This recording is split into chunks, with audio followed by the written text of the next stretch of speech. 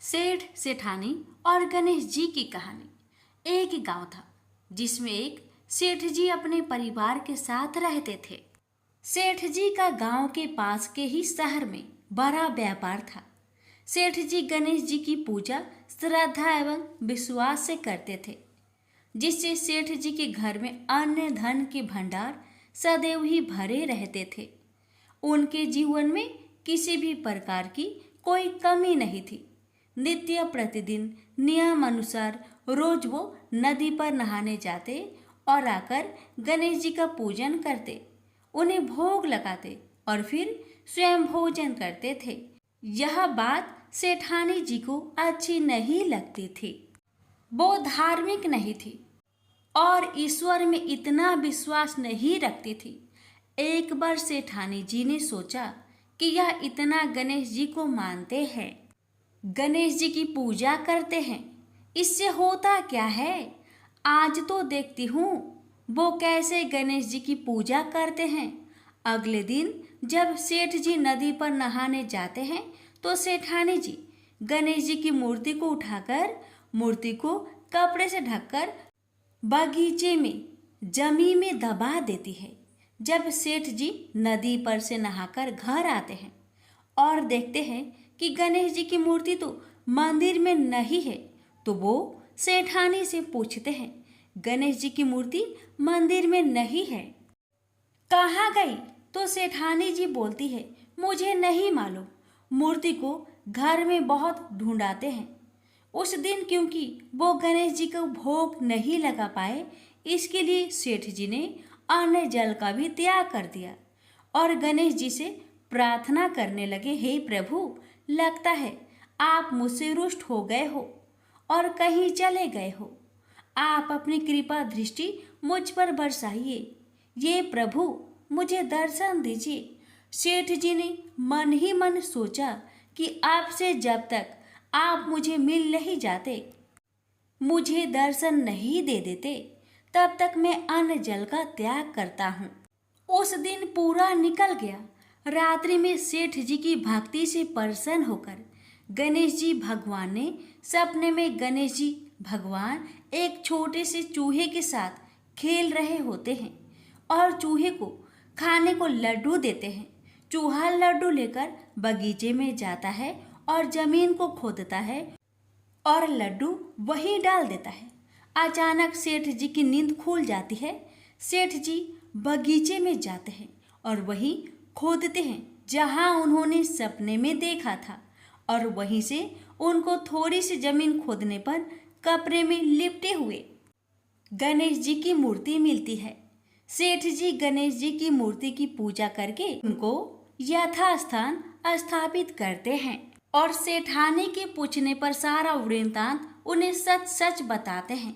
बात जानकर सेठानी जी को आश्चर्य होता है और सेठानी जी मन ही मन श्रद्धा एवं विश्वास से गणेश जी भगवान की भक्त बन जाती है और सेठ जी से कहती है कि मुझसे बड़ा भारी अपराध हो गया है। अब हम दोनों पति पत्नी प्रेम सहित गणेश जी भगवान की आराधना करेंगे एवं उनकी पूजा में कभी कोई कमी नहीं आने देंगे। यह सुनकर सेठ जी अत्यधिक प्रसन्न हो जाते हैं और दोनों पति पत्नी गणेश जी भगवान को धन्यवाद करते हैं। जय बोलो, गणेश जी भगवान की जय हो, सदा ही जय हो। प्रभु, अपनी अनुकंपा सेठ सेठानी के समान ही हम सभी पर बनाए रखना। कहानी सुनने वालों की सभी मनोकामनाएं पूर्ण करना। एक बार गणेश जी एक बहुत सुंदर गांव से गुजर रहे थे। इस गांव के खेत हरे भरे थे। सुबह का समय था। ठंडी पवन का आनंद लेते हुए गणेश जी मूषक पर सवार होकर चले जा रहे थे। इतने में वह एक खेत से गुजरे तो आनंदवश फसलों में हाथ फिरा दिया। गणेश जी के ऐसा करने से उस फसल के कुछ दाने हाथ में आ गए। अब गणेश जी को पछतावा हुआ कि उन्होंने तो चोरी कर ली। भले ही उन्होंने जानबूझकर नहीं चुराया, लेकिन अब फसल के दाने तो उनके हाथ में आ गए। गणेश जी ने गिने तो वह 12 थे। अब गणेश जी ने उस खेत के मालिक को खोजा और उन सेठ जी के यहाँ 12 साल की नौकरी पर लग गए। एक दिन सेठानी राख से हाथ धोने लगी तो गणेश जी ने सेठानी का हाथ पकड़कर मिट्टी से हाथ धुलवा दिया। सेठानी ने सेठ जी से शिकायत की और कहा कि देखो, नौकर ने मेरा हाथ पकड़ लिया। सेठ जी ने गणेश को बुलाकर पूछा कि तुमने सेठानी का हाथ क्यों पकड़ा? गणेश जी ने बोला कि मैंने तो बस ये कह रहा था कि राख से हाथ धोने से घर की लक्ष्मी नाराज होकर घर से चली जाती है और मिट्टी से हाथ धोने से आती है। सेठ जी ने सोचा कि गणेश ठीक कह रहा है। थोड़ी दिनों बाद कुंभ का मेला आया। सेठ जी ने कहा, गणेश, सेठानी को कुंभ के मेले में स्नान करा कर ले आओ। सेठानी किनारे पर बैठकर नहा रही थी तो गणेश जी उनका हाथ पकड़कर आगे डुबकी लगवा लाए। घर आकर सेठानी ने सेठ से कहा कि गणेश ने तो मेरी इज्जत ही नहीं रखी और इतने सारे आदमियों के बीच में मुझे घसीटकर आगे पानी में ले गए। तब सेठ जी ने गणेश जी से पूछा कि ऐसा क्यों किया? तो गणेश जी ने कहा कि सेठानी किनारे बैठकर गंदे पानी से नहा रही थी तो मैं आगे अच्छे पानी में डुबकी लगवा कर ले आया। इससे अगले जन्म में बहुत बड़े राजा और राजपाट मिलेगा। सेठ जी ने सोचा कि गणेश ठीक कह रहा है। एक दिन घर में पूजा पाठ हो रही थी, हवन हो रहा था। सेठ जी ने गणेश को कहा कि जाओ सेठानी को बुलाकर ले आओ। गणेश सेठानी को बुलाने गए तो सेठानी काली चुनरी ओढ़कर चलने लगी तो गणेश जी ने काली चुनरी फाड़ दी और कहा कि लाल चुनरी ओढ़ के चलो। सेठानी नाराज होकर सो गई। सेठ जी ने आकर पूछा, क्या बात है? तो सेठानी बोली कि गणेश ने मेरी चुनरी फाड़ दी। सेठ जी ने गणेश को बुलाकर बहुत डांटा तो गणेश जी ने कहा, पूजा पाठ में काला वस्त्र नहीं पहनते हैं, इसलिए मैंने लाल वस्त्र के लिए कहा। काला वस्त्र पहनने से कोई भी शुभ काम सफल नहीं होता है। फिर सेठ जी ने सोचा कि गणेश है तो समझदार। एक दिन सेठ जी पूजा करने लगे तो पंडित जी ने बोला कि वो गणेश जी की मूर्ति लाना भूल गए, अब क्या करें?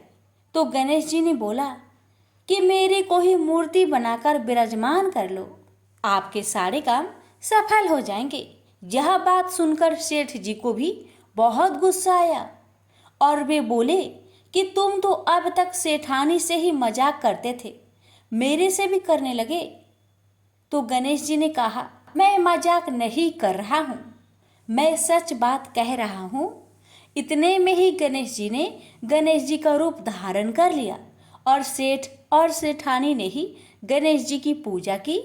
पूजा खत्म होते ही गणेश जी अंतर ध्यान हो गए। सेठ सेठानी को बहुत धोखा हुआ और उन्होंने कहा कि हमारे पास तो गणेश जी रहते थे और हमने उनसे इतना काम करवाया। तो गणेश जी ने सपने में आकर सेठ जी को कहा कि आपके खेत में से मैंने 12 अनाज के दाने तोड़ लिए थे, उसी का दोष उतारने के लिए मैंने आपके यहाँ काम किया था। सेठ जी की करोड़ों की माया हो गई। हे गणेश जी महाराज, जैसा सेठानी को दिया वैसा सबको देना, कहते को सुनते को और सारे परिवार को दे देना। जय श्री गणेश जी। एक बार पथवारी माता पाल और विनायक जी में झगड़ा हो गया। सब आपस में स्वयं को बड़ा बताने लगे। इतने में एक ब्राह्मण का लड़का आया। पाल, पथवारी, गजानन जी ने उसे रोका और कहा, लड़के रुक जा और हमारा न्याय कर। लड़का बोला, मैं कल वापस आऊंगा तब न्याय करूंगा। घर आकर लड़के ने माँ से कहा, माँ, मुझे कल पाल, पथवारी माता, विनायक जी का न्याय चुकाना है। तो माँ ने कहा, बेटा सबको बड़ा बता देना।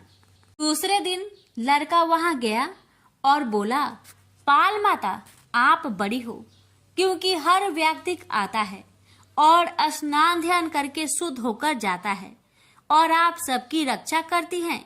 हे पथवारी माता, आप सबसे बड़ी हो, क्योंकि कितने भी तीर्थ धर्म ध्यान कर ले पर आपकी पूजा किए बिना उनका कार्य पूर्ण नहीं होता। आप जीवित को भी तारती हैं और मरने के बाद भी उद्धार करती है। पथवारी माता पथ की धारिणी, इसलिए आप बड़ी हो। अब विनायक जी से लड़का बोला, सबसे पहले शुभ काम में आपको ही मनाया जाता है। आपको ध्याये बिना कोई काम सिद्ध नहीं होता, इसलिए आप बड़े हो। पाल माता, पथवारी माता, विनायक जी भगवान लड़के की चतुराई से प्रसन्न हो गए और बोले, लड़के, तुमने तो हम सबको बड़ा कर दिया, उसको सुखी रहने का आशीर्वाद दिया और जौ के दाने उसके अंगोछे में डाल दिया। लड़का सोचने लगा, ये तो घाटे का सौदा रहा। सारा दिन खराब कर न्याय किया और इतने से जौ मिले। उदास मन से घर आकर अंगोछा एक कोने में डाल दिया। माँ ने अंगोछा उठाया तो उसमें से हीरे मोती बिखर गए। तो माँ बोली, बेटा न्याय करके क्या लाया है? लड़का बोला, माँ कोने में जो पड़ा है देख लो।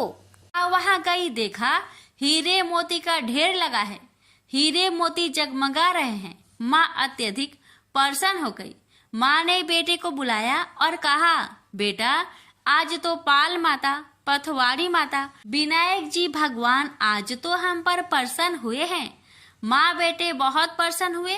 हे भगवान, जैसा पाल माता, पथवारी माता, विनायक जी भगवान ने लड़के को दिया, वैसे सबको देना। कहानी कहने सुनने हुक्कर भरने वालों को सुख समृद्धि धन्य धान्य देना। प्रेम से बोलिए, पाल पथवारी विनायक भगवान की जय।